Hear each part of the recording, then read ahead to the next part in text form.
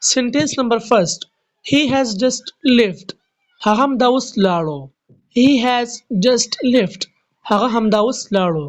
کو تاسو نو څوک د پوسټ وکړي چې فلان کې څه شو نو تو ورته وایي چې هغه همدا اوس لاړو یا چې هغه همدا اوس وتلو.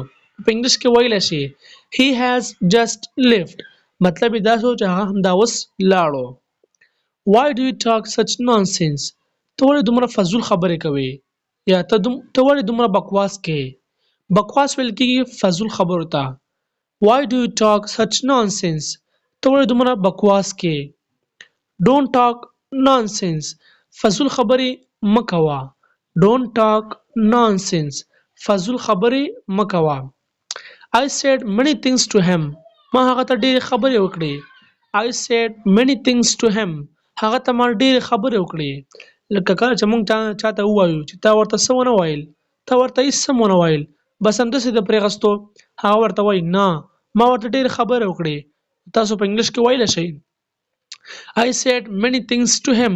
هغه ته ما ډېرې خبرې وکړې. He is a hard-hearted person. هغه یو ډېر سخت دل انسان دی. He is a hard-hearted person. هغه زړه ډېر سخت دی. مطلب هغه یو داسې انسان دی چې هغه زړه ډېر زیات سخت دی. په چا باندې رحم نه کوي. په چا یې رحم نه راځي. په چا زړه نه خوږوي. He is a hard-hearted person. هغه زړه ډېر سخت دی. How do you go to work? ته کار ته څنګه ځې. How do you go to work? مطلب دا دی چې ته کار ته څنګه ځې. مطلب په سایکل ځې په موټر سایکل باندې ځې په بس کې ځې په څه شي ځې. How do you go to work? ته کار ته څنګه ځې. By car. په موټر کې. که چېرته تاسو په ګاډي کې ځئ نو تاسو ویلی شئ by car. زه په ګاډي کې ځم. Bicycle. په سایکل باندې. په سایکل باندې ځې نو بیا ورته ووایه bicycle. که په موټر سایکل ځې نو بیا ورته ووایه by motorcycle.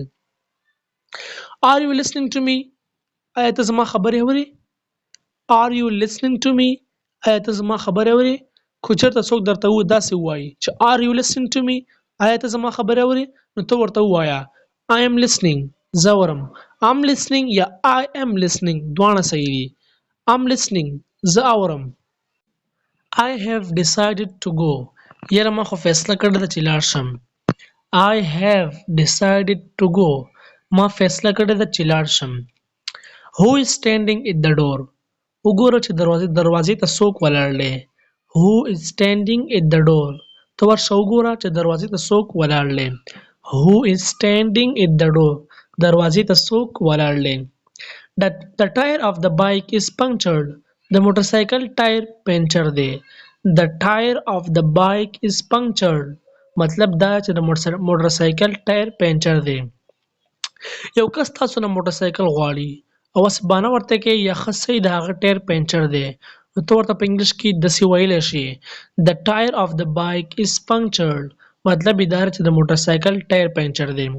پنچر ویل کېږي پنچر ته. موږ ته پښتو کې پنچر وایو او د پنچر په ځای ته فلیټ هم ویلی شي.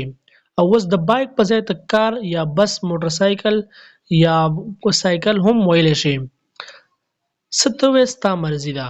لکه څنګه The tire of the bus is flat. مطلب دا چې د بس ټایر پنچر دی. The tire of the car is flat. مطلب دا چې د ګاډي ټایر پنچر دی یا موټر ټایر پنچر دی. You have your own ways. ستاسو خپله مرضي ده. You have your own ways. ستاسو خپله مرضي ده یا ستاسو خپله خوښه ده. Take care of your health. د صحت خیال دې ساته. Take care of your health. مطلب دا چې د صحت خیال دې ساته. Health ویل کېږي صحت ته او care ویل کېږي حفاظت ته. Take care of your health. د سنټنس مطلب دا چې د خپل صحت خیال دې ساته. Why don't you take care of your health? ته ولې د خپل صحت خیال نه ساتې. Why don't you take care of your health? ته ولې د خپل صحت خیال نه ساتې. ته د خپل صحت خیال ولې نه ساتې. په ځان باندې خیال ولې نه کوې. یو نیم کس وي بس چې څه ورله په مخه ورځي هغه خوري.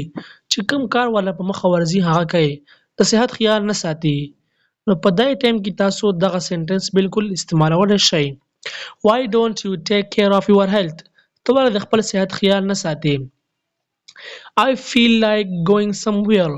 یاره زړه مې غواړي چې ته چېرته لاړ شم چېرته چکر ووهم I feel like somewhere زړه مې غواړي چېرته لاړ شم I felt like slapping him زړه مې ویل چې یو څپېړه ترې وباسم I felt like slapping him زړه مې ویل چې یو څپېړه ترې وباسم زړه مې ویل چې راشه په مخ ترې یو څپېړه وباسه ګوره هلته feel like و او دلته felt like دی ځکه دلته سیکنډ فارم موږ استعمال کړی دی پاست باره کې موږ خبره کوو تیر شوي وخت باره کې موږ خبره کوو نو بیا موږ felt یوز کوو I felt like slapping him زړه مې ویل چې یو څپېړه ترې وباسم Whose name did you take د چا نوم دی واغستو Whose name did you take یو کس تاسو خلاف خبره وکړي په ګپ کې ورته وې یا ته سیریس یې او ته ورته وې چې چا نوم دی واغستو نو په انګلیش کې ویلی شي Whose name did you take مطلب دا چې د چا نوم دی واغستو